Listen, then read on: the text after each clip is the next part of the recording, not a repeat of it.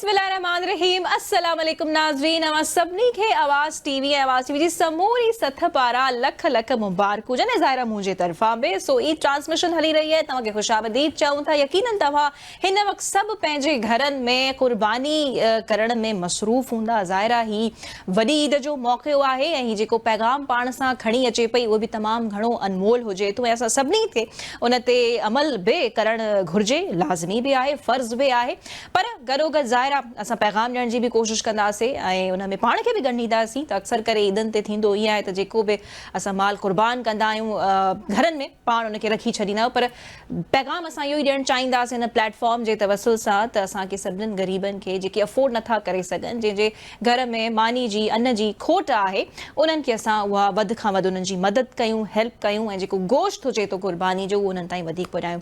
बहरहाल ईद जो मौक़ो आहे ऐं प्यारनि महिमाननि सां तव्हांजी मुलाक़ात न करायूं त ईअं थी कोन सघे थो ऐं उन्हनि महिमाननि सां तव्हांजी मुलाक़ात असीं कराइण वञूं पिया जेके तव्हांजी हिन ईद ते हिकिड़ो एक्स्ट्रा इज़ाफ़ो करे छॾींदा वाध करे छॾींदा यानी 4 चंड लॻाए छॾींदा तव्हांजी ईद अञा ख़ूबसूरत थी वेंदी तव्हां सभिनी जा पसंदीदा आहिनि तव्हां उन्हनि खे पंहिंजी स्क्रीन ते बि ॾिसो था ॾिसंदा बि आहियो पर तव्हां हे उहे महिमान आहिनि जंहिंखे तव्हां ॾाढो गौर सां ॿुधणु बि पसंदि कंदा आहियो बार बार बि ॿुधणु पसंदि कंदा आहियो हिननि जी जेकी फॉलोइंग हुजे थी उहा बि मिलियंस में आहे हिननि खे ॾिसण वारा माण्हू बि मिलियंस में हुजनि था आउं ॻाल्हि करे रही आहियां नन अदर देन अनीना फिदा एंड आमिर शाह तव्हांखे हिन टेलीविजन स्क्रीन ते ॿिन्ही बासंदा नज़र अचनि पिया अनीना फिदा फोक सिंगर सूफ़ी सिंगर कंहिं तारीफ़ जी मोहताज न आहिनि ऐं तमामु हुननि जो सुठो हिकिड़ो वॾो नालो आहे सिंगिंग जी दुनिया में ऐं सिमिलरली ॿिए पासे तव्हांखे वेठे नज़र ईंदा Aamir Shah the one and only दादा भी असां जंहिंखे चवंदा आहियूं दादा ईद मुबारक अस्सलाम वालेकुम तव्हांजी वॾी महिरबानी त तव्हां आयो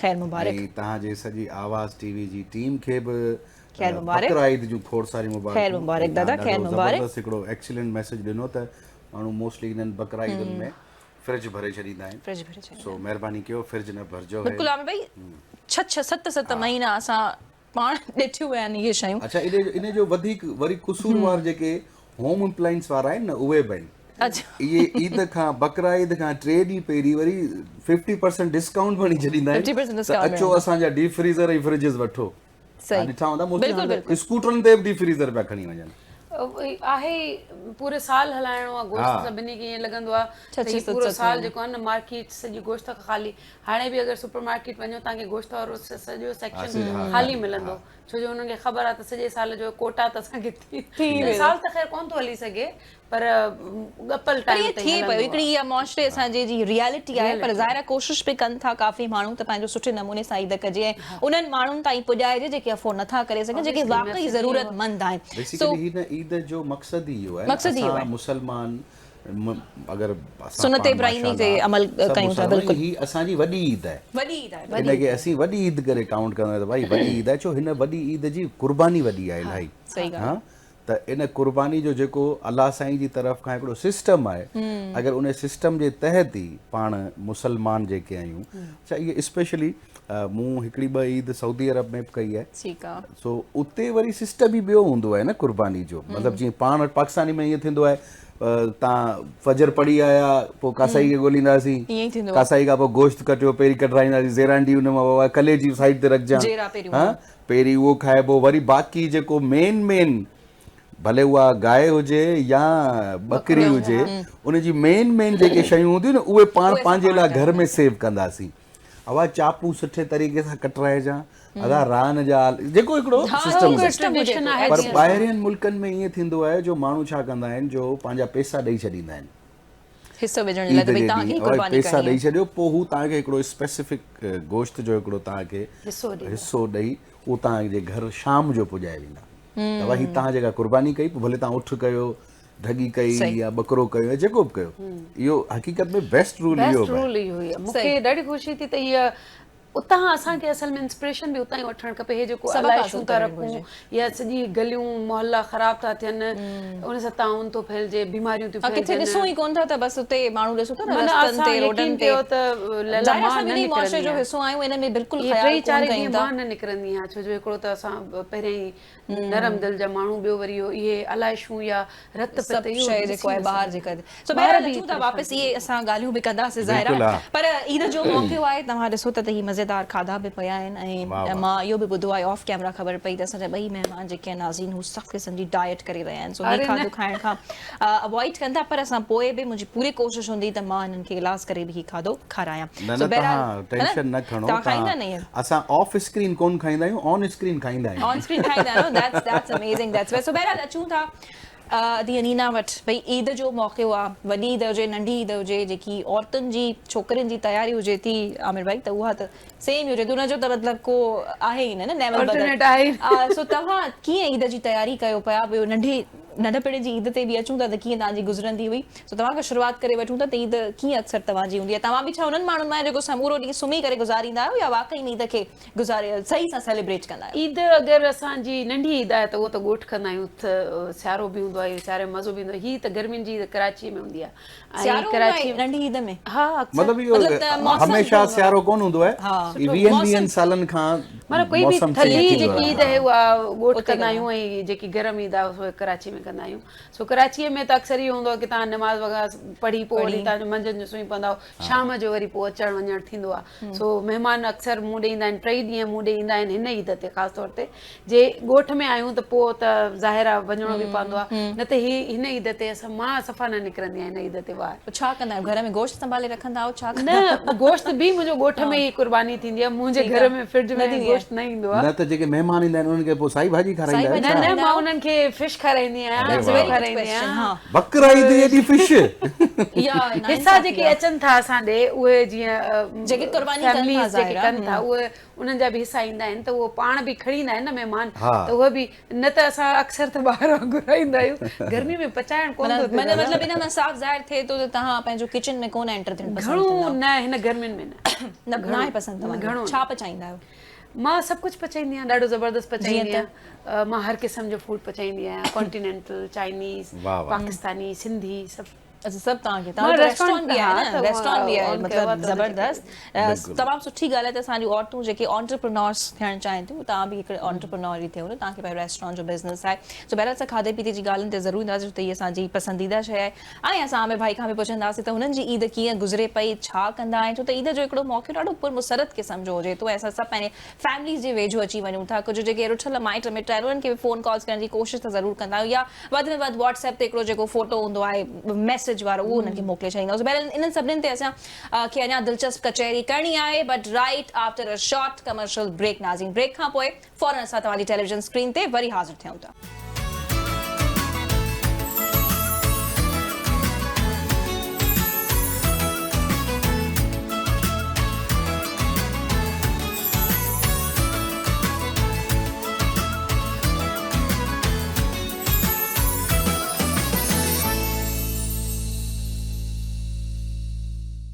वेलकम बैक नाज़रीन, ईद उल अज़हा जो पुरमुसरत मौक़ो, असां सां गॾु आहिनि प्यारा प्यारा महिमान जिन जो कुझु जो तारीफ़ तव्हां सां कराए चुका आहियूं, पर हाणे नई एडिशन थी वई आहे। Hopefully she is also going to add lots of value. ऐं ॻाल्हि करे रही आहियां नन अदर देन आमना ख़ान जी, जेके तमामु मशहूरु न्यूट्रिशनिस्ट आहिनि, हू असांखे ॿुधाईंदियूं त हिन भेरे खाधे पीते में, बल्कि हिन भेरे छा हूअं बि आम पंहिंजी ज़िंदगी में केतिरो असांखे ख़्यालु रखणु घुरिजे। सो अस्सलाम वालेकुम madam Amna, thank you very much for joining us and Eid मुबारक टू यू। ईद मुबारक। और आप बहुत प्यारी लग रही हैं, आप भी बहुत प्यारी लग रही हैं, दादी तमाम लगो ही हैंडसम था, इनमें कोई शक कोने को। तो thank you so much for joining अस। तो कैसे गुजरती है आपकी ईद? सबसे पहले तो हम इससे शुरू करेंगे, फिर आप जो हम पे सख्तियां आज लगाने वाली हैं हम उस पे आएंगे। तो कैसे आपकी ईद गुजरती है? जरूरी है सख्ती लगाना, उस पे तो आते हैं, बट ईद तो इतनी बिजी होती है। सुबह पहला दिन तो हमारे घर में कुर्बानी का होता है, तो 2-2:30 बजे तक तो उससे फारिग होते हैं, और फिर ऑफ कोर्स फैमिली लंच और उसके बाद मिलना मिलाना। बट तो सबसे पहले क्या खाना आप पसंद करती हैं? जैसे ही कुर्बानी का गोश्त आता है। खुरमा। अच्छा, शीर खुरमा आप खाते हैं, उससे शुरुआत करती हैं। उससे हमारे उसकी कोई पर्टिकुलर हिस्सा? द थिंग इज कि हम बहुत, क्योंकि मेरी वजह से बहुत हेल्थ कॉन्शियस है, तो हमारे यहाँ जो वो गोश्त का एहतमाम भी होता है वो भी लेस सॉल्ट के साथ होता है, और हम प्रेफर करते हैं कि और जो घी और जो ऑयल हम इस्तेमाल नहीं करते, तो हम घी का इस्तेमाल करते हैं। और घी क्योंकि उसमें SCFAs हैं, शॉर्ट चेन फैटी एसिड्स, और वो आपके लिए सबसे ज्यादा फायदेमंद है। तो खाना जो है वो पकना ही घी में चाहिए, डब्बे वाले घी से नहीं, जो आपके गांव से आ रहा है, जो आपको पता है कि उस काऊ का, उस गाय का ये आ रहा है, हमारे ठीक है, घर तो में। घी इस्तेमाल करना घी चाहिए, इस्तेमाल करना ठीक है। चाहिए, ऑयल बिल्कुल नहीं इस्तेमाल करना और चाहिए। जिसका गाँव ही ना हो, जिसका गाँव ना, वो फिर किसी से मंगवा ले, किसी से मतलब मंगवा यहाँ ले पे दोस्ती बहुत से यारी में। सोर्सेज है ना। अच्छा जहाँ यहाँ पे- पर भी वैसे आपने बड़ी जबरदस्त बात जी। बताई, लेकिन यहाँ पर मोस्टली हम थोड़े से वो डर जाते हैं ना यार, पता नहीं असली है हाँ, नकली है। यही तो इसमें आप इसमें बड़ी बिल्कुल वो हम सही लोग कह रहे उलझ हैं। जाते हैं। यही ठीक, आप बिल्कुल सही कह रहे हैं। देखिए यही तो मैं कह रही हूँ कि डब्बे वाला जो है वो तो प्रोसेस्ड है,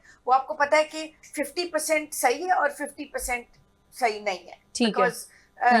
that is processed, हाँ, सही है। It's processed. तो उनको वो बेचारे प्रिजर्वेटिव्स और एडिटिव्स डालने पड़ते हैं शेल्फ लाइफ मेंटेन करने के लिए। तो ये सारी चीजें अगर आप यानी आप बड़ा एहतियात से खाती हैं, हाँ, और दूसरों को भी एहतियात से खाना चाहिए अगर आपको लेकिन हम लंबी लोग खाते नहीं हैं जिंदगी एहतियात से, बिल्कुल आप सही कह रही हैं। लेकिन हम आपके इन और सारे सेहत चाहिए, पर्टिकुलर तो फिर टिप्स थोड़ा पे बहुत आते तो हैं। आप करना बड़ी चाहिए। जबरदस्त और इम्पोर्टेंट बातें करी हैं। जो भी इस वक्त हमारे व्यूअर्स आपको देख रहे हैं वो यकीनन आपको गौर से सुना और देख रहे होंगे। सही, लेकिन आपसे मैं इजाजत देना चाहूंगी, आमिर भाई की तरफ आते हैं। आमिर भाई जी तरफ अचूं था दादा, तव्हां जी ईद कीअं गुज़रंदी आहे, छा कंदा आहियो? ज़ाहिरा नमाज़ मर्द हज़रात पढ़ी करे अचनि था, ऐं पोइ वरी जेको आहे समूरनि शयुनि में मसरूफ़ थी वेंदा आहिनि। सो वॾी ईद जो कीअं मौक़ो तव्हां पंहिंजो सेलिब्रेट कयो पिया? अच्छा, ईद बेसिकली ईद थींदी आहे हूअं ॿारनि जी हिकिड़े तरीक़े अच्छा, सां। तव्हांखे हाणे उहा एक्साइटमेंट न रही आहे? एक्साइटमेंट हाणे इहा हूंदी आहे जो जानवर वठूं बकरा ईद अच्छा में, अच्छा अच्छा, पोइ जानवर खे ॿारनि जे हवाले करे छॾींदा हवाले आहियूं, करे त वाह छॾिजे। हाणे ही तव्हां वटि आहे, हाणे हिनखे तव्हांखे गाह खाराइणो आहे, जेको बि हुनजो हिकिड़ो सिस्टम हूंदो आहे। ईद जे ॾींहुं असीं निमाज़ पढ़ी पोइ वञी पंहिंजो बेड रेस्ट कंदा आहियूं। अच्छा, तव्हां यानी उन्हनि माण्हुनि मां आहियो जेके सुम्ही पियो वञनि, निंड कंदा छो त आर्टिस्ट आहियूं न, त ईद जे ॾींहंनि ताईं बि असांजा शोज़ हलंदा आहिनि, आहिनि। किथे पिया वञूं, केॾांहुं पिया वञूं, वरी मुख़्तलिफ़ माण्हुनि सां हिकिड़ो फ्रेंड पर इट सर्किल सां। स्पेशली तव्हां असां वटि त हाँ, आया, उन इहा बिल्कुलु ॻाल्हि त तव्हां वटि करणी आयासीं, पवंदी। थैंक यू वेरी बिल्कुलु मच। पोइ मूं में हिकिड़ी ॿी सुठी आदत आहे त आउं ईद जे सेकेंड डे ते आउं पाण कुकिंग कंदो आहियां। जबरदस्त, हाँ, मैं उर्दू में बताऊं आपको, मैं बड़े आप सिंधी सिंधी समझती हैं? मैं समझ रही हूँ आपने जबरदस्त, बहुत बिल्कुल। शुक्रिया, बहुत शुक्रिया। आउं ॾाढो ज़बरदस्त शामी कबाब ठाहींदो आहियां। वाह, हाँ, जेको हलूं था। जेको बस जन थी वियो। हाँ, जेको पोइ? आउं ईअं सम्झो त 25 सालनि खां, मुंहिंजी शादी खे 20 साल थिया आहिनि, पर माशाल्लाह। आउं 25 सालनि खां वठी आउं शामी कबाब जी रेसिपी मुंहिंजी हिकिड़ी अहिड़ी आहे वाह। जंहिंमें आउं बाज़ारी मसाला कोन विझंदो आहियां, पंहिंजा ई पियो कंदो आहियां। पोइ केॾी महिल दिलि चवंदो आहियां त हा थोरो इहो विझी छॾियूं था, पर उहो कुदरती एॾो टेस्टी थी वेंदा आहिनि। पोइ गोश्त जा ई हुजनि था। हाँ हाँ, ऑब्वियसली बकरा ईद में त गोश्त ईंदो गोश्त न, जा, बकरा हाँ। ईद में त गोश्त ईंदो। पोइ कुकिंग कंदो आहियां सेकेंड डे, पोइ थर्ड डे असांजो फ्रेंड्स डे हूंदो आहे, सही पोइ ॻाल्हि आहे। रूटीन वारी लाइफ में ई अची वेंदा आहियूं। बाक़ी ईद हूंदी आहे नॉर्मली ॿारनि जी हूंदी आहे, उन्हनि जो ई सिस्टम तो हूंदो आहे। सेकंड डे ते तव्हां कुकिंग कंदा हाँ, आहियो? उहो त मस्ट आहे न, छो सेकेंड डे ते मुंहिंजी हिकिड़ी भेण रहंदी आहे ऑस्ट्रेलिया में, सही पोइ आहे। उन सां कॾहिं कॾहिं इहे मतिलबु 5 सालनि में 4 सालनि में उहा ईंदी आहे। ॿियूं भेणूं का कराची में रहंदी आहे, का हैदराबाद में हूंदी आहे, त वरी सभु गॾिजंदा आहियूं सभु। अम्मी वटि हैदराबाद में असांजो घर आहे, सो उते सभु गॾिजबा आहियूं। पोइ उते हर को पंहिंजे पंहिंजे असल तरीक़े रौनक सां। त ईद जी इहा हाँ, हुजे थी न, बिल्कुलु, तव्हां पंहिंजे family जेके पंहिंजनि जंहिंसां न सां मिलो था मुलाक़ातूं। उन सां तव्हांजी वञी करे मुलाक़ात थिए थी। मज़ो त इन्हनि माण्हुनि पंहिंजा तव्हांखे नेटवर्किंग में मज़ो ईंदो आहे, दावतूं वग़ैरह ॻोठनि में घुराइण? ख़ासि तौर ते नेटवर्किंग बि ॻोठ जी, हितां जा त माण्हू ज़ाहिर आहे मिलूं था, पर उतां जा जेके प्योर माण्हू आहिनि, जेके उन्हनि जे सादा माण्हू आहिनि, उन्हनि सां वेहण में, कचहरियुनि में उन्हनि सां गॾु चांहि मानी खाइण में, उहो पोइ भिंडी हुजे आलू हुजे, वॾो मज़ो ईंदो आहे। अच्छा। चटणी बि हुजे, केॾो बिल्कुलु, मज़ो ईंदो बिल्कुलु। उन्हनि माण्हुनि सां। अच्छा, हाणे सिर्फ़ु हाणे बसर ई ख़बर तरियल अथव, हुजनि त मज़ो हाणे ईंदो लेला आहे। ख़बर अथव छा पियो थिए? हाणे जॾहिं खां पाण सॼी दुनिया डिजिटलाइज़ थी जी वई आहे जी, न, त 5 6 7 सालनि खां हाणे ईअं पियो थिए जो हाणे असीं सपोज़ असीं ईअं सम्झो त बटणनि वारे मोबाइल वारे टाइम जा आहियूं, सही आहे, जॾहिं बटणनि वारो मोबाइल आयो, हाणे टच स्क्रीन अची वियो आहे, ऐं उन में बि मुख़्तलिफ़ एडवांस टेक्नोलॉजी ईअं ई आहे बिल्कुलु। हाणे छा थींदो आहे जो असीं वॾा भाउ भेण पाण में वेठा आहियूं, असांजी औलाद वाईफाई जा सिग्नल्स पई ॻोल्हींदी आहे, हाँ, या तव्हांजो डेटा हले पियो, डेटा न पियो हले त हाणे इहा शइ औलाद ताईं महदूद न रही आहे, पेरेंट्स बि त साॻी शइ कनि मतिलबु पिया। असां वरी बि हिकिड़ो थोरो घणो कीअं ई ख़ुशि आहियूं, छा पियो थिए, कचहरियुनि ही पियो में थिए, बिल्कुलु थोरो बिल्कुलु थी सफ़ा वियो सही था चओ। हू त मोबाइल ऐं तव्हां ॾिठो हूंदो Gadgets हाणे, सभु। तव्हां अञा ईद जे पहिरें ॾींहुं या ॿिए ॾींहुं खां ई तव्हां ॾिसंदव जो असांजी सोशल मीडिया जूं स्क्रीन्स डिशिस सां त भरियल हूंदियूं, पर हुन डिशिस सां गॾु हुननि जो पंहिंजो मूव हूंदो आहे। सही ॻाल्हि आहे। हैविंग चाप्स, या बिल्कुल बिल्कुल having mutton, hashtag mutton, hashtag international beef day, international mutton day, सही ॻाल्हि आहे। दुनिया के हैशटैग लगाए छॾींदा ऐं पोइ उहे ॾिसंदा त हाणे मूंखे लाइक्स घणा मिलिया आहिनि। केतिरा मतिलबु views मानीब आहिनि। अगरि असांजी generation शइ में इलाही involve मानीब थी वई अगरि आहे। तव्हांजी लॻंदी आहे त उन वीचारी खे अधु कलाक इंतज़ारु कराईंदा छो त आहियूं, असांखे सभिनी खां पुछियो आहे pictures फोटो खणी निकिरी ईंदा आहे, आहिनि। हवा हाणे बिस्मिल्लाह कयो, हाणे सही खाओ। ॻाल्हि आहे। कंटेंट खपे न, चवंदा आहिनि त everything is a content now. बहरहाल हलूं था असां पंहिंजे इम्पोर्टेंट, सभई असांजे लाइ इम्पोर्टेंट महिमान आहिनि, पर असांजी जेकी मैडम आमना आहे उहा इम्पोर्टेंट इन हवाले सां आहे छो त उहो असांखे कुझु इंतिहाई इम्पोर्टेंट ॻाल्हियूं ॿुधाइण वञे पई त असांखे किथे किथे थोरो रख रखाव करणु घुरिजे। जॾहिं हेॾियूं शयूं साम्हूं अची वेंदियूं आहिनि नाज़रीन, पोइ कंट्रोल करणु तमामु मुश्किल हूंदो आहे। ऐं मैडम आमना जीअं ई हिते सेट ते पुगियूं आहिनि हुननि चयो त हीअ छा सभु शयूं तव्हां रखियूं आहिनि, ऐं हुन चयो खणी वञो हितां सभु शयूं ऐं घर वञो, उते वञी करे तव्हां फिर गोश्त वोश्त जेको आहे तव्हांखे मानियूं वञी करे खाओ। सो मैडम आमना साहिबा आपके पास आते हैं जी कि क्या खाना चाहिए। अच्छा। और इस तरह के मौके जब आते हैं तो हम तो बिल्कुल लिहाज ही नहीं करते, कंट्रोल ही नहीं करते, सो व्हाट टू डू। अच्छा, I am also associated with Ziauddin hospital, तो वहाँ पे जब हम देखते हैं कि पहले दिन इमरजेंसी इज फुल, क्यों? क्योंकि इतनी ओवर ईटिंग हो जाती है ना, और मतलब बगैर समझे हुए। देखें, सबसे ज्यादा जरूरी ये है कि आप सोचें कि वाकई आपको सेकंड हेल्पिंग की जरूरत है या नहीं है। अगर नहीं है तो आप मत प्लेट में डालें, आप ही नुकसान आपको होगा। सो हमें एक फॉर्मूला है जो आप अपने दिमाग में जरूर रखें। हमारा तो जब तक पेट नहीं भरता हम तब तक वो नहीं करते, हालांकि हमें थोड़ी सी जगह नहीं है तब तक हम यूं कहेंगे या नसीब करके खाते हैं कि कल मिले ना मिले। कल मिलेगा। बिल्कुल आपने सही कहा। मतलब व्हाट आई मीन टू, मैं ये समझाना चाह रही हूँ कि 70% फुल होना चाहिए और 30% आपका पेट सुन्नत रसूल भी है बिल्कुल। और खाली होना चाहिए। तो अगर आप वो रखेंगे तो आपका वजन भी कम होगा। आप अगर डायबिटीज और ब्लड प्रेशर और ऐसी कोई एलिमेंट से सफर कर रहे हैं वो भी कंट्रोल में रहेगी, और आपका जो बॉडी कॉम्पोजिशन है वो भी आपकी बॉडी जो है वो एक्सपैंड नहीं करेगी, वो कंट्रैक्ट करेगी। मतलब वो अपनी पोजीशन, जितने आपके बोन्स हैं उसी के हिसाब से आपका वेट और आपका मसल मैस होगा। सही। तो अभी जो एक आम शख्स है जिसको कोई गोश्त से एलर्जीज वगैरह नहीं है, तो उसको कितनी मिकदार में, अभी जैसे ईद कुर्बान का मौका है तो वो अगर खुद को थोड़ा बहुत स्पेस देना भी चाहिए, ज्यादा बहुत खा भी लिया तो कितना, लेकिन कितना देना चाहिए? दोपहर में खाना चाहिए और रात को नहीं। रात को नहीं खाना चाहिए। और क्या खाना चाहिए? रात को दाल चावल खाएं, रात को सूप पिए, थोड़ी सी हलीम खा लें। रोटी चावल रात को नहीं, बट रोटी चावल 5 बजे से पहले खा लें। मतलब बंद कुछ भी नहीं है। देखें, रोटी के भी न्यूट्रिएंट्स आपको चाहिए, चावल के भी न्यूट्रिएंट्स चाहिए, दालों के भी न्यूट्रिएंट्स चाहिए, गोश्त के भी चाहिए, क्योंकि प्रोटीन, कार्बोहाइड्रेट्स और फैट्स, ये 3 चीजें जो आपको बनाती हैं। आप अगर एक चीज को बंद कर देंगे तो वो आप उससे महरूम हो जाएंगे, तो उसकी आपको न्यूट्रिएंट डिफिशिएंसी हो जाएगी। तो इसीलिए हर चीज खाएं लिमिट में, और रात को बिल्कुल नहीं खाना। लेकिन अब तो मिडनाइट स्नैकिंग का बड़ा एक ट्रेंड आ गया है, ये भी मतलब इसके अलावा एनी मंचिंग हम तो रह नहीं सकते। जी, इसके अलावा जो है वो ईद पे तो ज्यादातर हमारी बारबेक्यू पार्टीज हो रही होती हैं, तो उसमें हम क्या करें? तो अगर हो रही होती है ना, तो आप उसमें वो जो नान है वो मत करें, वो स्किप कर दें और बारबेक्यू खा लें, और उसको उसी फॉर्मूला से खाएं। 70% फुल रखें, 30 यानी हाणे नान न खाईंदो उन बारबेक्यू पार्टी में। मतलब असां तो हूं भी अच्छा, बारबेक्यू में मोस्टली नान नहीं होते हैं, पूरियां होती हैं, तो वो खा सकते हैं। प्रॉपर सेशन शुरू किया तो अच्छा खाएं मुझे। जी, सुबह खाएं ना, दिन में खाएं। नहीं, रात को बारबेक्यू में भी हो गया। देखिए, हाँ एग्जैक्टली, ईद में तो चले कर सकते हैं, बट एक मामूली जिंदगी नहीं होना चाहिए। आप अपने साथ अच्छा, हमारे एक दोस्त हैं जी, वो भी डॉक्टर ही है ना। अच्छा, तो उनसे हम कभी कभार पूछते हैं कि मैंने कहा यार ये ईद है तो अभी क्या करना चाहिए, तो वो कहता है यार खाना खाओ, फिर खाने के बाद आधा घंटा वेट करो, फिर 1-1.5 घंटा वॉक करो।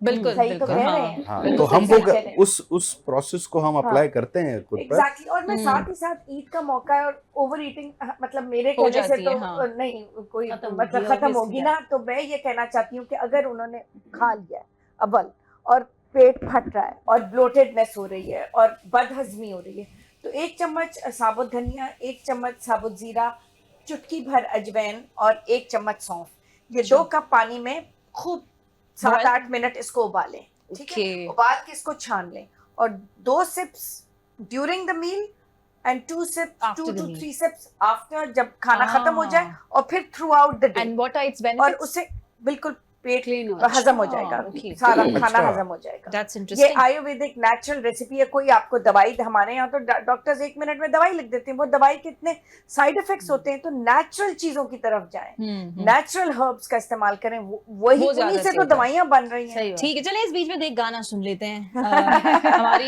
दिल वाह, जी वाह, गालियो वाह, जी वाह, वाह, वाह, वाह, वाह। मशहूर हमारे सिंगर्स जिनका इंडस्ट्री में इतना बड़ा नाम हो, Wow. एक्टिंग की दुनिया हो या फिर सिंगिंग, एक्टिंग और सिंगिंग दोनों की बिनी जी पर जो दुनिया जो बिनी जो मेहमान जो एॾो किरदार आहे, नालो आहे, तो न ज़ाहिर थोड़ो फ़ाइदो तो वठंदासीं। सो अनीना मैडम, अनीना असांखे जेको आहे ज़बरदस्त कलाम गानो ॿुधाइण फरमाइश वञनि थियूं। तव्हांजी हुई।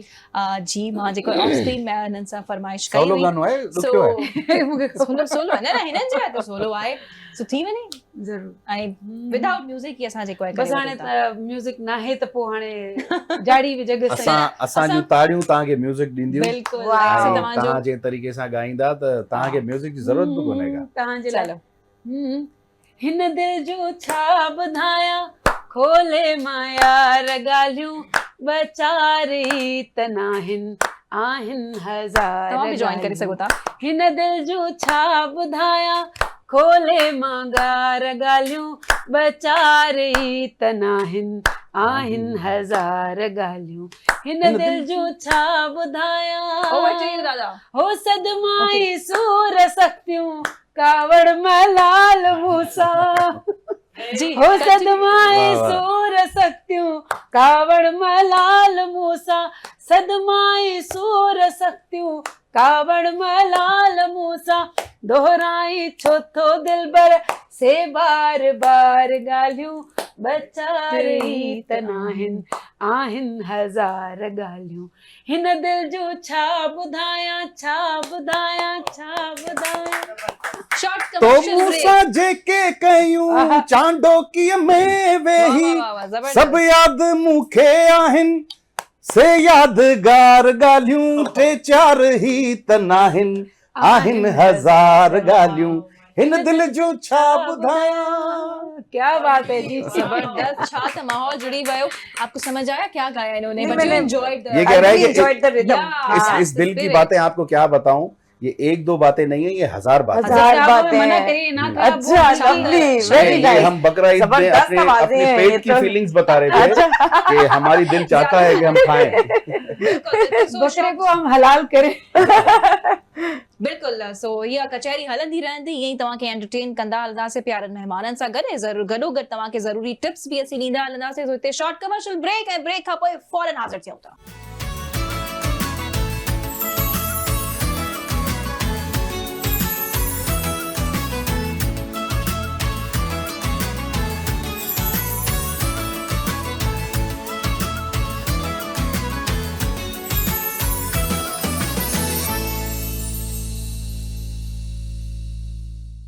वेलकम बैक नाज़रीन। ईद कुर्बान जो मौक़ो आहे, असांजे सेट्स ते चांहि जा कप्स बि अची विया आहिनि, पर छो त असांजी dietitian is very strict, so she is avoiding दूध पत्ती। वो दूध पत्ती पंहिंजो पीअनि कोन थियूं।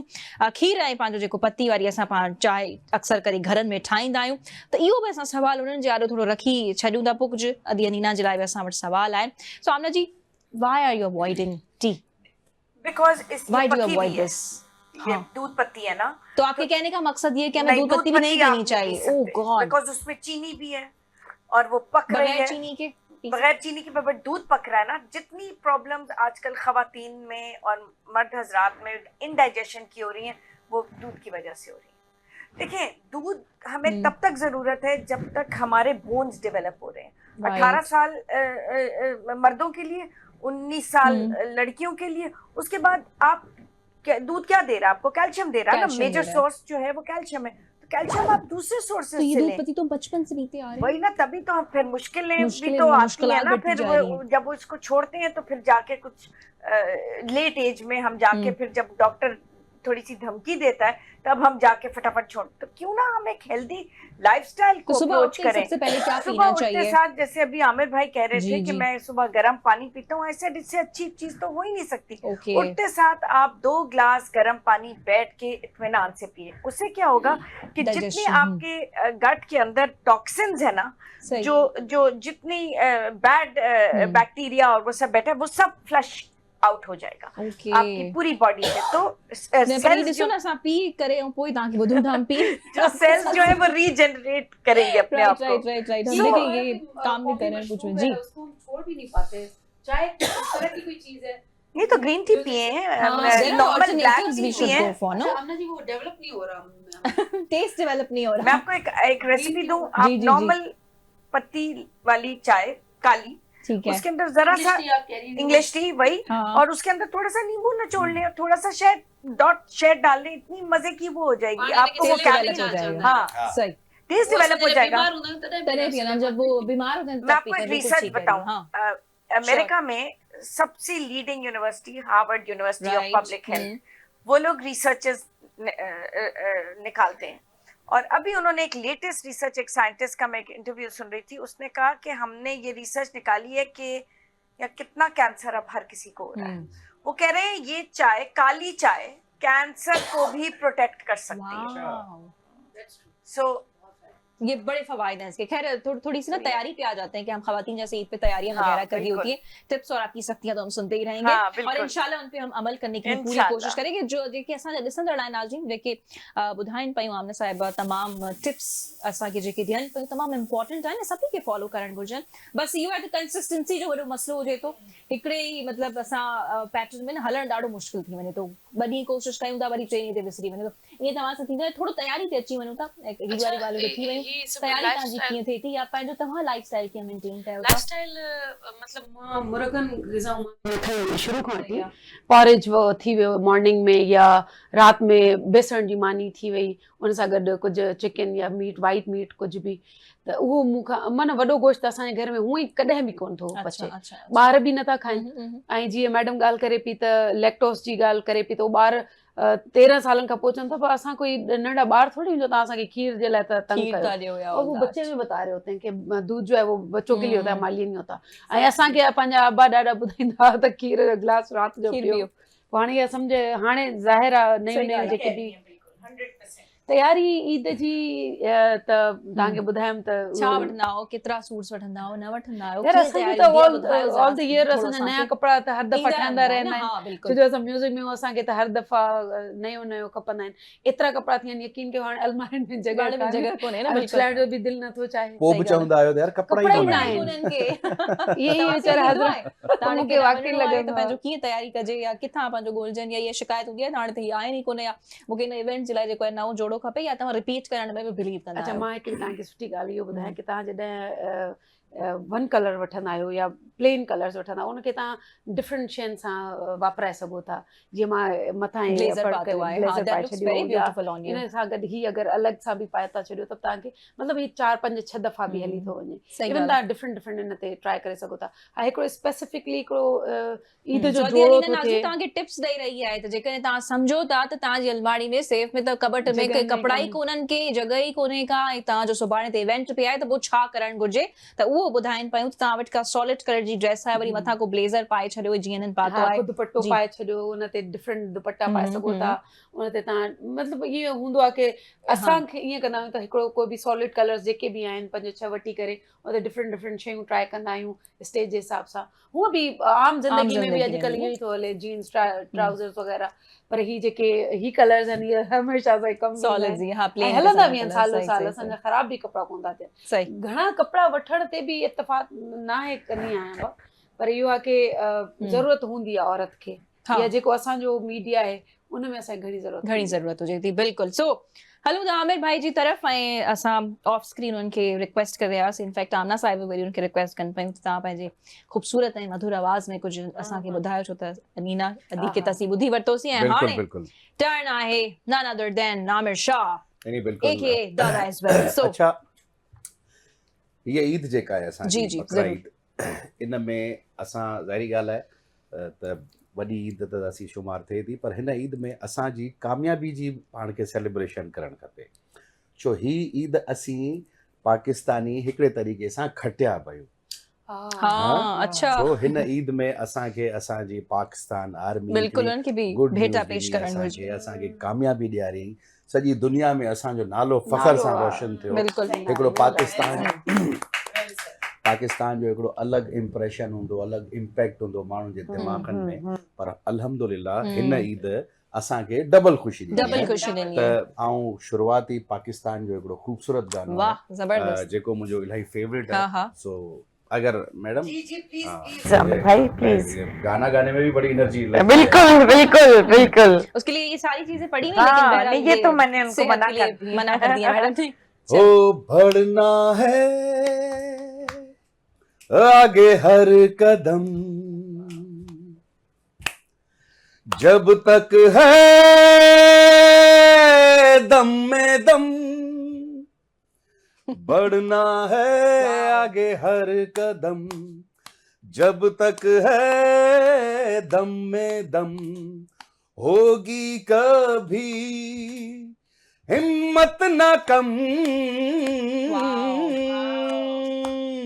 है जज्बा जुनून तो हिम्मत न हार, जुस्तजू जो करे वो छुए आसमान, मेहनत अपनी होगी पहचान, कभी ना भूलो सबकी नजरों में पाकिस्तान,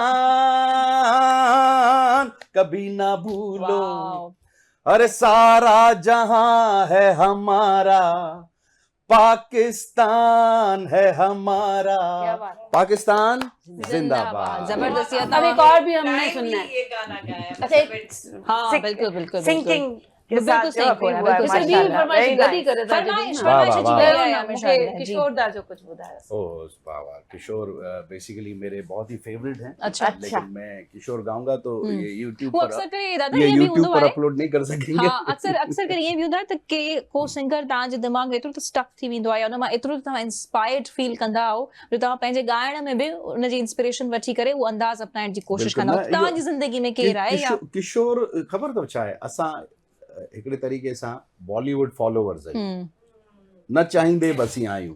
बिल्कुल हिकिड़े नंढे हूंदे तरीक़े खां सां जेतिरा बि असीं सिंगर म्यूजिक जी कोई बाउंड्री आहे बि कान Boundary दुनिया में, कोन्हे। बिल्कुल, म्यूजिक exactly, हिकिड़ो बिल्कुल। ज़बान आहे।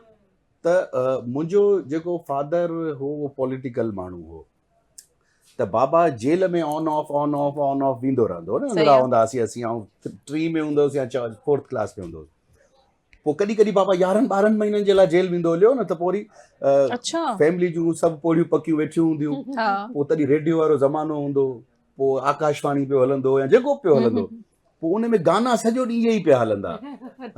पोइ मुंहिंजी माउ चवंदी त इहो गाना ॾाढा ज़बरदस्त आहिनि, तो अम्मी सुनती थी मेरी, तो मुझे भी वो दिमाग में बैठ जाते थे, हाँ ये ही है। तो उस जमाने में था ही किशोर, तो वो हमारे दिमाग में बैठ गया। आपकी आवाज में, तव्हांजी आवाज में वो रचाव भी आहे। बिल्कुल आहे। नहीं, बिल्कुल, ये तो आप मतलब ईद के दिन आप मुझे खुश कर रही हैं, लेकिन तो थी वने हिकिड़ो। बिल्कुल मैं सुनाता हूँ।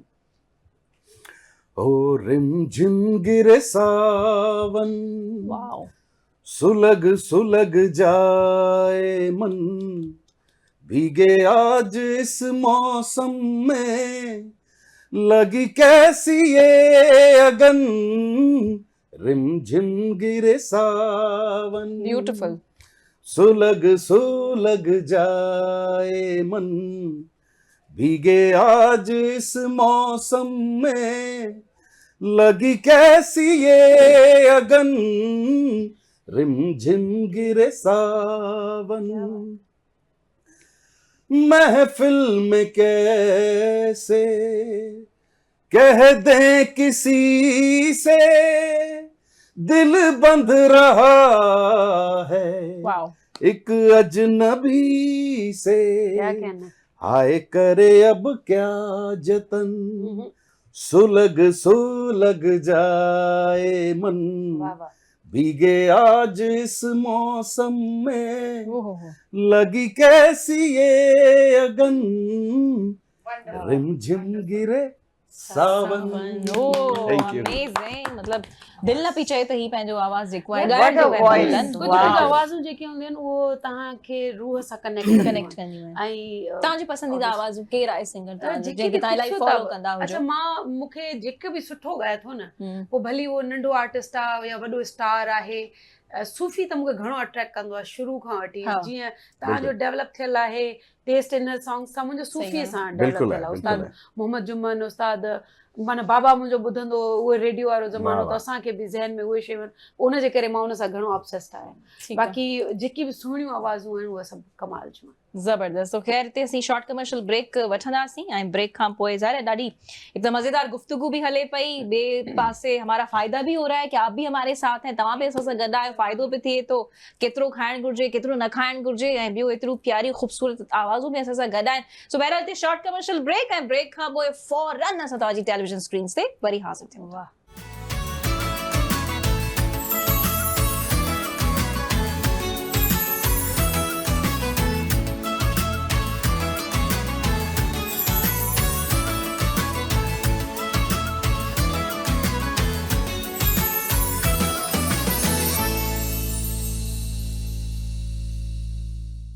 वेलकम बैक नाज़रीन। हिकु कुर्बान जो मौक़ो आहे, ज़बरदस्त महिमान असां सां गॾु आहिनि ऐं गॾो गॾु जेके महिमान मौजूदु आहिनि उहे तव्हांखे एंटरटेन त कनि ई पिया, पर तव्हांखे नॉलेज बि ॾियनि पिया, इन्फॉर्म बि कनि पिया त कहिड़ियूं शयूं तव्हांखे अलर्ट्स बि बाक़ाइदा तौर ते कनि पिया त कहिड़ियूं शयूं खाइणु घुरिजनि ऐं न खाइणु घुरिजनि, छा करणु घुरिजे। सो हाणे जेको आहे फिज़ी ड्रिंक्स खे वठी करे गुफ़्तगू हले पई त उहे पीअणु घुरिजनि, जंहिंखे असां कोल्ड ड्रिंक्स बि चऊं था।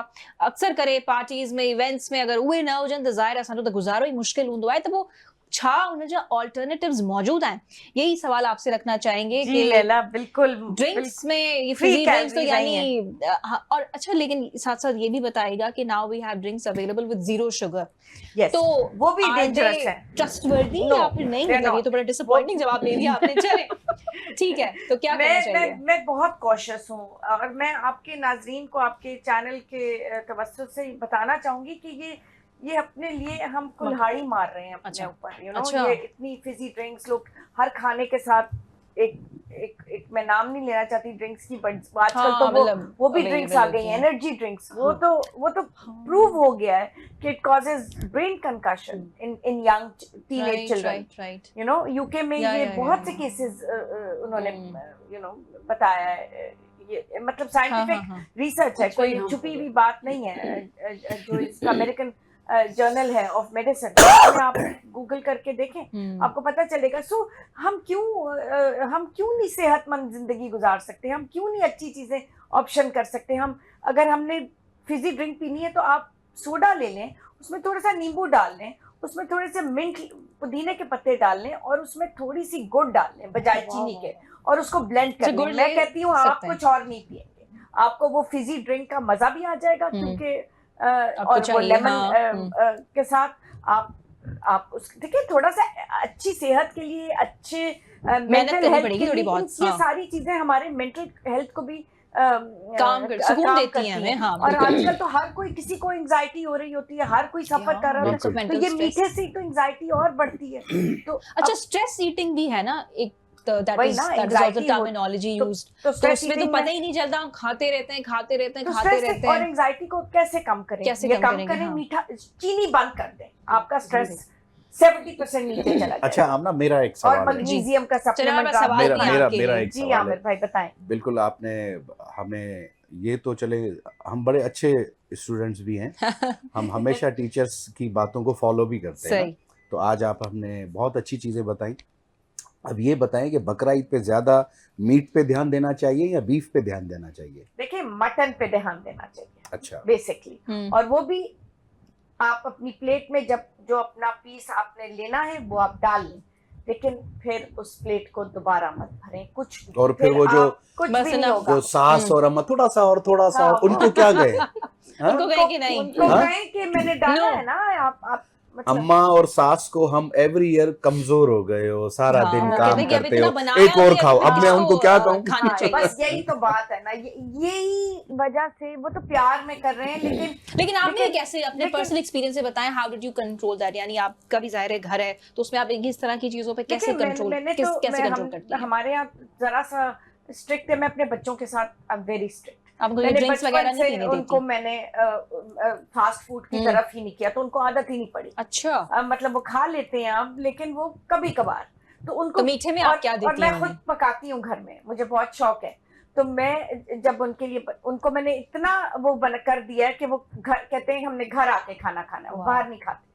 तो आपसे डिमांड नहीं करते बर्गर्स वगैरह की, जंक फूड की एंड ऑल घर दैट? में डिमांड करते हैं ना, तो वो घर में आप बनता उनको वो है। बना के देती हैं। बर्गर्स भी घर में बन जाते हैं, चिकन भी घर में बन जाते हैं। कौन सी ऐसी चीज है जो घर में नहीं पड़ रही? देखिए यहाँ पे आपको कंट्रोल करना है। आपको पता है ये आपका तेल है, आपको पता है ये साफ है। आपको नहीं पता बाहर जितने भी बड़े रेस्टोरेंट में आप चले जाएं, कितनी दफा वो तेल इस्तेमाल करें, वो तो जहर है।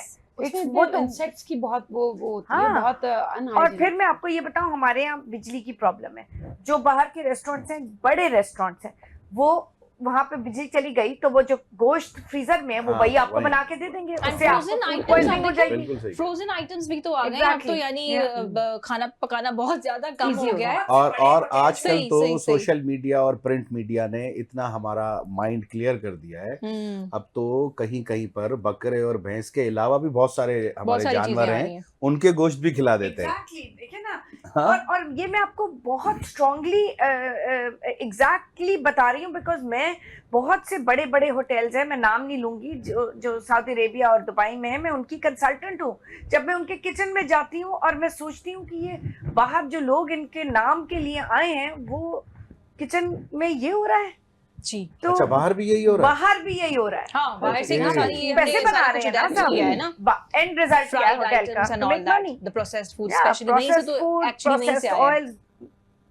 So आपकी सेहत है ना, उनको तो आपकी फिक्र सही नहीं है बात ना, आपको अपनी फिक्र होनी चाहिए। मतलब हम खाना खाएं तो अपना पेट समझ के खाएं। बिल्कुल। लेकिन बहुत जाहिर अच्छी फिर बात। ऑर्गेनिक की तरफ consistency- जो है वो वापस आना बिल्कुल, चाहिए। बिल्कुल, ऑर्गेनिक आप सही जितने कह भी चीजें हैं, जितना जेतिरो वापराए सघूं था, जेतिरो ऑर्गेनिक पाण करे वो सघूं था। तमाम मसाला अपनी सब्जियों को अच्छी तरह धोएं, सिट्रिक एसिड के साथ धोएं, अच्छा। ताकि जो उस पे प्रिजर्व वो जो स्प्रे किया हुआ है कीड़े वो अच्छी मकोड़े तरीके उससे से जरा उतर निकल जाए। जाएं। अच्छी तरह उसको 5 वॉशेस दें, फिर जाके उसको इस्तेमाल करें। सब्जियों को भूने ना, बिकॉज उसके सारे न्यूट्रिएंट्स खत्म हो जाएंगे।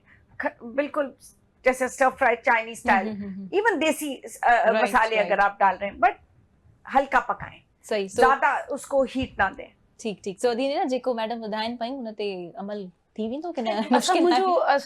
अक्सर हूंदो आहे मुंहिंजो अमल। पर तव्हां खां पुछणु चाहींदसि त इन मामले में कंसिस्टेंट कीअं रहिजे? कंसिस्टेंसी असल त शइ उहा आहे न, त यानी जीअं हू सब्जियुनि जे बारे में ॿुधाइनि थियूं, या हिकिड़ी प्लेट खे ई बसि फिल करिणो आहे एंड दैट्स इट, पर उहो असांखां पुॼे कोन थो, या हिकु दफ़ो चलो 2 ॾींहं असां घटि खाई वरितोसीं, वरी 3 चौथे ॾींहुं चवंदासीं त अच्छा, ठीकु आहे। इहो ॿारनि में घणो आंसर आहे, वॾनि में न आहे, असां में न आहे। अच्छा। इहो हूंदो आहे त असांजो वेहण जो घणो कमु आहे, त हुनजे करे वज़न वधंदो आहे। चवनि त असांजो फूड में मुंहिंजो मां वॾो एहतियात कंदी आहियां। अच्छा, पसंदि छा आहे तव्हांखे भला?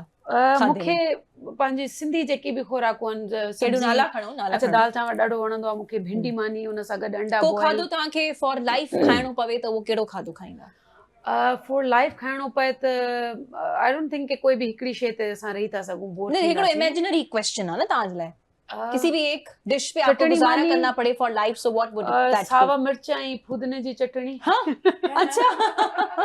इहो हेल्दी रिफ्रेशिंग आहे। अच्छा, उन ते उन तव्हां तां गुज़ारो थकिजी थी नथा वेंदो सघो ऑब्वियसली। समूरी मुखे जिंदगी। मुखे जी। अगर केर सॼी उम्र बिरयानी दे दे तो मैं रोज खाऊंगा। अच्छा, न रोज बोर खाई थींदो। सघंदो, तव्हां बोर न थींदो। मैं इहो नहीं हिकिड़ो हूंगा खाधो आहे जेको तव्हां मतलब। मैं नहीं होऊंगा बोर, क्योंकि एक तो मेरी बीवी को बनाना ही बिरयानी आती है। अच्छा, वाओ। हाँ। भाभी तमाम सुठो खाधो हाँ, खाईंदी बहुत है। अच्छा, असां हाँ, आमिर भाई बिल्कुल, जिगर बिल्कुल। दावतूं आप तो हाँ, खाई चुका वो आहियूं एंड शी तो- मेक्स द बेस्ट फूड। तो उसकी हमेशा, हाँ जी जी बिल्कुल, she is very good at lucky it. Man. Thank U. उसकी हमेशा ये हिकिड़ी हुन जी कोशिश हूंदी है त शौहर के दिल में जगह बनाने के अच्छा। लिए पेट का रास्ता सही होता है सही, ना, सही। पेट। हां, तो वो कोशिश करती है कि इसको मैं चावल लवर लूं, मतलब मुझे चावल बहुत अच्छे लगते हैं, अच्छा, जबरदस्त। समझ रही हैं हाँ। आप? तो मैं बिरयानी के भी मतलब कोई ऐसा, अब मैं सपोज कराची में हूँ तो कोई ऐसा इलाका नहीं छोड़ा होगा मैंने जहाँ जिथे बिरयानी आऊँ try नहीं जहाँ किया पर आपने। मैं इवन मैं कभी कभी अपने ड्राइवर के साथ उसको बोलता हूँ गाड़ी रोको, हाँ। बाइक पर ही चलते हैं, हाँ। बिरयानी खाइण। हाँ। बिरयानी खाएं। वो बोलता है कि सही इधर गाड़ी नहीं जा सकी, हाँ। गाड़ी रोको, इधर बाइक पे चलते हैं। अच्छा, तो वो हमेशा ट्राई बिरयानी करती पसंद है है। पोइ तव्हां खाइण में भी ज़्यादा बिरयानी पसंद ओ हूंदी? मैं You love बिरयानी पूरी उम्र मुझे मिले बिरयानी तो मैं तव्हां बिरयानी खाऊं। खाईंदा। ऑब्सेशन ठीक। मूंखे ईअं न आहे कि मूंखे हिकिड़ो फूड खपे, ही खपे। मुंहिंजी कॾहिं कोई पसंदि ई न रही आहे फूड अच्छा, ते यानी या तव्हां कपिड़नि बसि में मतलब या रैंडम कंहिं बि शइ में मां पंहिंजे पाण खे Change। स्टक न करे सघंदी आहियां। कंहिं हिकिड़ी शइ सां। हा, मूंखे कोई अगरि मुसलसल हिकिड़ी शइ ते मां बोर थी वेंदी आहियां, सभु पागल। मूंखे डिफरेंट डिफरेंट खपंदो आहे। किथे किथे त मूंखे बसर समानी वणंदी वाह। आहे, किथे अलाए मां चांवरनि जी मानी तमामु जेको आहे उहा असांजे सिंधी घरनि में त खाधी पर वञे थी। चांवरनि जी मानी मूंखां न खाइजी वेंदी आहे। हाँ, मूंखां कंहिंखे तव्हां जोर जी problem मानी खारायो कंदी या आहे। मूंखां बाजरे जी बेसण जी मानी ॾाढी ज़बरदस्त आंदी आहे। हम्म, हलवो मूंखे ॾाढो पसंदि आहे वाह। सूजीअ जो, पर अच्छा। उहो बि कुझु ख़ासि माण्हू ठाहींदा आहिनि जेके, उहो ॾाढो ज़बरदस्त लॻंदो आहे। जीअं मां पंहिंजे पाण खे ट्रीट ॾियां त उहो हलवो ॾींदो। बाक़ी आइस्क्रीमूं मिठा त असां खाऊं हलंदा ई रहंदा आहिनि। गले जे करे शुगरी थिंग्स ऐं थधियूं सभु शयूं अवॉइड, खटियूं सभु शयूं अवॉइड। बाक़ी ज़िंदगी में जेके बचनि थियूं सब्जियूं, रॉ वेजिटेबल्स मूंखे तव्हां मानीअ सां ॾियो, थोरो मसालो उन सां। को पसंदि छा आहे खाधे में, छा आहे तव्हां ॿुधाए विया? दाल चांवर इहे सभु हल्की फुल्की शयूं। सुठी शयूं लॻंदियूं। तव्हांखे बिरयानी पसंदि आहे? एवोकाडोस मूंखे ॾाढा वणंदा आहिनि। अच्छा, एवोकाडोस भी सही, बिल्कुल। So good healthy fats. हाँ, आपको क्या पसंद है खाने में और मुझे पकाने आलू में क्या गोश्त ज्यादा पसंद है? आलू गोश्त आपको पसंद है? आलू गोश्त भी कमाल है। और आलू गोश्त पकाने का भी बहुत शौक पकाने है। का भी आपको शौक है, तो अक्सर करके आप क्या पकाती है? लाइक अगर आप थोड़ी सी रूटीन बता दें, चूंकि जाहिर है एक वर्क लाइफ बैलेंस भी होता है, तो आप घर भी बिल्कुल देख रही होती देखिए, हैं। हमारे यहाँ घर में दोपहर को तो सब्जी और दाल और चपाती होती है, ये स्टैंडर्ड है।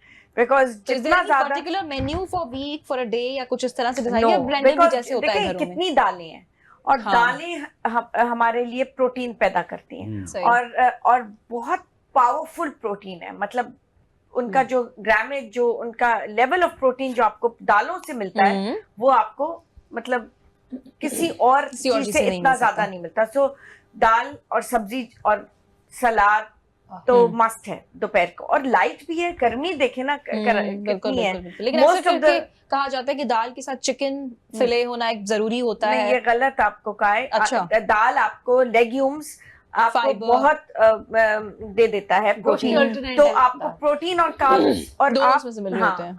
एग्जैक्टली। तो आपको कार्बोहाइड्रेट्स चावल से मिल रहे हैं, या तो आप उनको चावलों के साथ खाएं या आप उनको रोटी के साथ खाएं, बट दोनों चीजें नहीं आप खा सकते। या आप रोटी लें या आप चावल लें, U can not combine. Right, ठीक है। सो दोपहर को आपकी ये, और उसके साथ आप कोई एक मीट की डिश बना सकते हैं। कभी कीमा बना लें, कभी कोई चिकन ग्रिल कर लें, मछली कर लें। मतलब मछली का सीजन है कराची में, यू गॉट द सी, तो यू गॉट इतनी बड़ी आपकी सिलेक्शन। मुझे बहुत पसंद है। और आप कम खाएं। मुझे बिरयानी पसंद है, मुझे हर शे पसंद है। स्नैक्स, पेटी, samosa, I love food. I love food and midnight snacking. हाँ, मतलब ये कभी-कभी वही बात है कि मैं नहीं खाने दूंगी, but I'm really bad at it, क्योंकि consistent रहना मेरे लिए बड़ा मुश्किल होता है। एक आपने बहुत अच्छी बात बताई कि ये इस तरीके का, तो आप ना जैसे हमारे पाकिस्तान में मोस्टली स्कूल्स जितने भी हैं, जी वहाँ पर बच्चों को मार्केट में सब चीजें अवेलेबल है, कैंटीन्स जो होती हैं, वहाँ पर समोसा मस्ट होता है, वहाँ पर पेटीज मस्ट होता है। सही है। और अगर सपोज ये प्राइवेट स्कूल्स के बता रहा हूँ, अगर गवर्नमेंट स्कूल्स जाएं तो वहाँ पर बाहर एक बिरयानी के ठेले वाला खड़ा होता है, चाट वाला खड़ा होता है। चाट फिर भी सही है, आई थिंक। मतलब वहाँ पर भी पता नहीं ना क्या होता है उसमें, हमें नहीं पता ना कि चना कितना पुराना है, क्या है, उबला हुआ है, कितना पुराना है, और हाइजीन कितने। तो अगर ये हमें गवर्नमेंट को बोलना चाहिए कि ये स्कूल्स में ये वाला जो कैंटीन वाला टाइम है, इसमें हम ये बच्चों को जहर खिला रहे हैं। बिल्कुल, मतलब अंदर हम बच्चों को पढ़ा रहे हैं कि बेटा बड़े होके आप इंजीनियर बनना, हम उनको इंटर तक ही माजूल कर रहे हैं। बिल्कुल। और बच्चों का पेट निकल रहे हैं, उनका वेट बढ़ रहा है, वो इसी वजह से बढ़ रहा है, इन कैंटीन्स की वजह से। और दूसरी बात ये भी देखें आप कि अभी 25 हम छोटे होते थे तो 70 साल का कोई बंदा होता ना, उसे हार्ट अटैक होता था, तब हम बोलते थे कि यार अंकल थे, बड़ी उम्र थी, चलो हो गया। अब तो 25 साल के लड़कों को हार्ट अटैक हो रहा है। इसी वजह से ये सारा बिल्कुल आप सही कह रहे हैं, मेहरबानी है। बिल्कुल। और हमारे यहाँ डायबिटीज जो है, टाइप 2 डायबिटीज, देखिए टाइप 1 तो मेटाबॉलिक है, टाइप 2 डायबिटीज जो है उसकी परसेंटेज कितनी तेजी से पाकिस्तान में बढ़ रही है, बहुत ज्यादा insulin resistance and all that is growing a lot on a very fast pace. We have to wake up and smell the coffee. Exactly कोशिश करेंगे इंशाल्लाह। सो असां चाहींदासीं त हाणे प्रोग्राम ख़त्म थियण वञे पोइ, तव्हां ॿई जेकर कोऑर्डिनेट करे हिकिड़ो को मिलियल गानो ॿिनी, मतलब तव्हां बि ॻायो, तव्हां बि जमालो न असां त ॻायूं शाम जो ई पर असां। अच्छा, चलो ठीक है, हां बिल्कुल। सो थी वञे असां खुदाहाफ़िज़ बि जेको आहे अदीनीना ऐं आमिर भाई जे आवाज़ सां। थैंक यू वेरी मच तव्हां जी सॼी टीम जो आवाज़ टीम हुई, और स्पेशली आपका, क्योंकि हम एवरी ईयर बकरा ईद को खानों की ईद समझते थे। अभी हम थोड़ा सा बड़ा एहतियात करेंगे। सास को और अम्मा को बोलेंगे कि इतना प्यार नहीं करो, थोड़ा सा। Thank U. सो थी वञे छा तव्हां सां ॿिनी के ॿई ॿुधायो पिया तव्हांखे। बिस्मिल्लाह जी। हो शाम जो ही पहर नाम असांजे कयो शाम जो ही पहर नाम असांजे कयो कुछ तई ना कयो के तगालियूं कयो शाम जो ही पहर नाम असांजे कयो शाम जो हो ला ला ला ला ला ला वाओ ब्यूटीफुल हो ला ला ला ला ला ला मेहरबान तुंहिंजी अखियुनि में छाहे लिकर ओ दिल तो पहली नजर में तुम्हारा हुआ तुम हो जीते हुए और मैं हारा हुआ मेरे जज्बात का एहतराम करो कुछ तईंदा करो के तगालियूं कयो शाम जो ही पहर नाम असांजे कयो शाम जो ही पहर ज़बरदस्त मज़ो ई अची वियो असांखे त बहरहाल हाणे प्रोग्राम जो टाइम ख़तम थियण ते आहे पंहिंजी पुॼाणी ते पुॻो आहे असां चाहींदासीं त वन लाइनर मैसेज पंहिंजे गेस्ट खां वठूं त हू ईद कुर्बान जे मौके ते कहिड़ो पैगाम ॾियणु चाहिनि था कौन सा पैगाम आप आज के दिन देना चाहेंगी इस मौके पे पहली बात तो सबको बहुत खुशियों की ईद मुबारक और अपना सेहत का ख्याल रखें अपने घर वालों की सेहत का ख्याल रखें और स्पेशली जो एल्डरली पेरेंट्स हैं कोशिश करें कि नेचुरल चीज़ों का इस्तेमाल करें कम अपनी जो डाइट है उसमें ज़्यादा प्रोसेस्ड चीज़ें कम करें और बच्चों को कोशिश करें कि घर का खाना जो है वो सबसे ज़्यादा मुफीद है और it's a healthy way forward बिल्कुल बिल्कुल ज़बरदस्त जी अदी अनीना छा मैसेज जीअं ॾींदो तव्हां पंहिंजी सिहत जो ख़्यालु था रखो ईअं धरतीअ जो ख़्यालु रखो पंहिंजे इर्द गिर्द जेको आहे सो वण पोखियो ॿूटा पोखियो नेचर खे बरक़रार रखो मोहब्बतूं विरहायो मोहब्बतें जो है वो बहुत ज़्यादा उसकी कमी भी है मोहब्बत पाए मन में रंदा रोड़िया जिन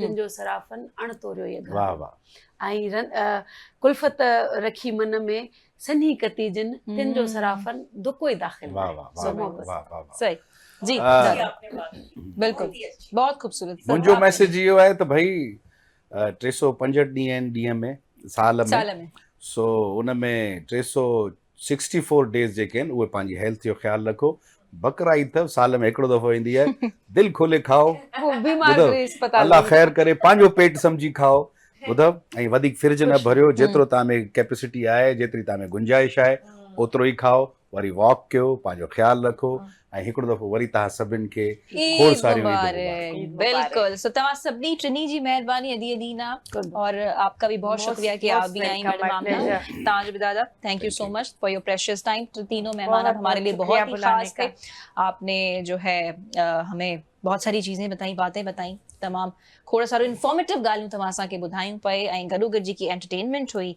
गाना जेके ॿुधण में नसीब थिया हो असांजी त यानी तव्हांजी आई एम 100% श्योर त तव्हांजी नींद ते 4 चंड लॻी चुका आहिनि जीअं तव्हां ही पंहिंजो असांजो शो ॾिठो आहे प्रोग्राम ॾिठो आहे सो बहरहाल अवां सभिनी खे दिली ईद मुबारक ही ईद कुर्बान जो मौक़ो आहे ऐं जीअं असांजे प्यारनि महिमाननि पे तव्हांखे इहो पैगाम ॾिनो पंहिंजो लाज़मी ख़्यालु रखो ऐं गॾोगॾु स्पेसिफिकली पंहिंजी सिहत खे कॉम्प्रोमाइज़ बिल्कुलु बि न कयो पेट तव्हांजो ई आहे केॾा कोन वञे थो सो ॾिसी वाइसी करे खाओ ऐं मापे तोरे करे खाओ त जीअं तव्हांजी सिहत बरक़रार रहणु घुरिजे सो पंहिंजो ख़्यालु रखो पंहिंजे इर्द गिर्द जे माण्हुनि जो ख़्यालु रखो ऐं ख़ुशि रहो न कंहिंखे ॾुखायो ऐं न ई जेको आहे पाण परेशान थियो बसि ख़ुशि रहो ऐं सुठो खाओ पीओ हेल्दी खाओ पीओ कोशिशि कयो ज़ाहिर आहे थोरो घणो हिकु पैटी समोसो त थी वेंदो ख़ैर को मसलो आहे पर पोइ बि पंहिंजो ख़्यालु जेको आहे लाज़मी कयो ऐं पंहिंजे सराउंडिंग्स वारे माण्हुनि जो बि ख़्यालु कयो ऐं माहौल खे ख़राबु करण जी बिल्कुल भी जरूरत ना है इन शय जो भी बाकायदा तौर ते असां सभिनी खे ख़्यालु करणु घुरिजे सो पहिरियों तमामु घणो ख़्यालु रखिजो ऐं असांखे ॾींदा इजाज़त वरी जल्दी आवाज़ टीवी जे स्क्रीन ते मुलाक़ात थींदी ऐं असां सभिनी जे तरफ़ां हिकिड़ो दफ़ो ॿीहर ईद मुबारक